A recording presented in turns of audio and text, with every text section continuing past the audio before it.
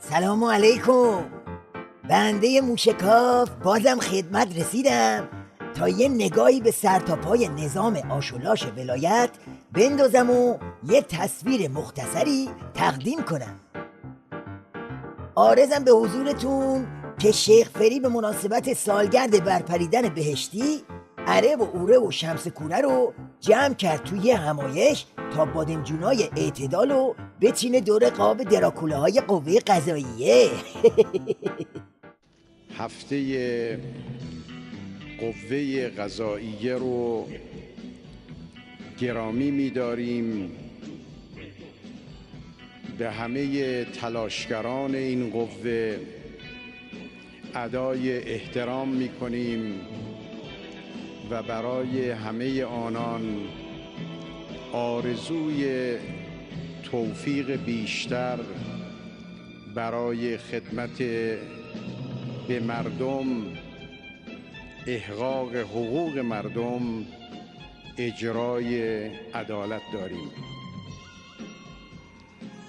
درود می‌فرستیم به روان پاک معمار قوه قضاییه بعد از پیروزی انقلاب اسلامی، شهید آیت الله دکتر بهشتی.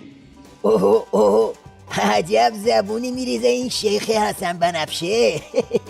کرکره دکون کلیدسازیشو کشیده پایین رفته تو خط معماری. حالا بگو ببینی اون معمار ملعون چه خراب شده ای رو واسه تو و باقی لاشخورای امامه به سر به جا گذاشت. شهید بهشتی از میان ما رفت، اما قوه قضاییه‌ای آبرومند، اسلامی، قانونی از خود به یادگار گذاشت. امروز هم ما دارای قوانینی مترقی، قانون اساسی مترقی و دادگاه‌ها و داوری‌هایی داریم که در چارچوب معیارهای اسلامی و حتی قوانین و مقررات قابل قبول مدرن در سطح دنیا این داوری‌ها در این کشور انجام می شود. ببین شیخ فری، پا رو گذاشتی رو گاز افراط، همینجوری داری میری ها. اعتدالت کجا رفت پس؟ درسته که تو این یه ساله از سر تا پا خیتی بالا آوردی، اما آخه واسه فیگور گرفتن جلو طرف حسابای غربی هم که شده یه نیش ترمزی چیزی تو روز روشن داری نقاب لبخند رو میزنی کنار. نمیگی دندونای خونیت پیدا میشه؟ دند معکوس بکش حسن، دند معکوس بکش. ما امروز در کشور نیاز به توسعه داریم.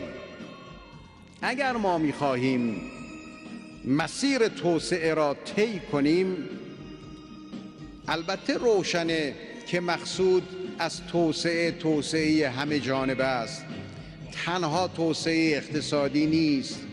توسعه اقتصادی، توسعه فرهنگی، توسعه اجتماعی، توسعه حقوقی و قضایی، توسعه سیاسی، توسعه همه جانبه البته مد نظر و متوازن و پایدار مد نظر هست.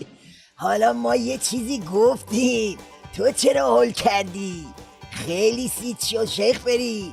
یهو با عمامه از وسط قوه قضاییه عصر حجری فرود اومدی اون بر سرمایه داری. نمیگی همه به ریشت میخندن؟ بالاخره قربون صدقه رفتن اون بهشتی جهنمی رو باور کنی یا توسعه همه جانبه رو؟ نه جدی، بالاخره کی تو؟ آخه من یک شیخم فری روحانی، دوم حاج اکبر کوسه شدیدن جانی. من یک شیخم فری روحانی، دوم حاج اکبر کوسه شدیدن جانی. من یک شیخم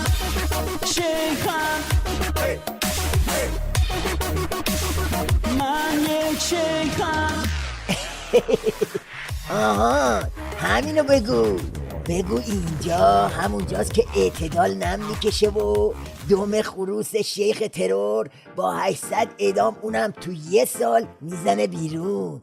بله بگو کدوم اعتدال، کدوم تدبیر. اعدام نگو، نون شب آخوندا بگو، قوه قضاییه نگو، دعوای درد ولایت بگو بله شل دادن همان و کله پا شدن همان. عجب سوتی زدی شیخ فری، خوراک موشکاف بود.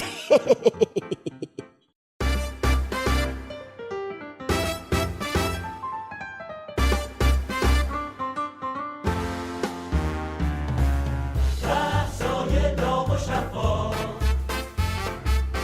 با آقای موشکاف، با آقای موشکاف.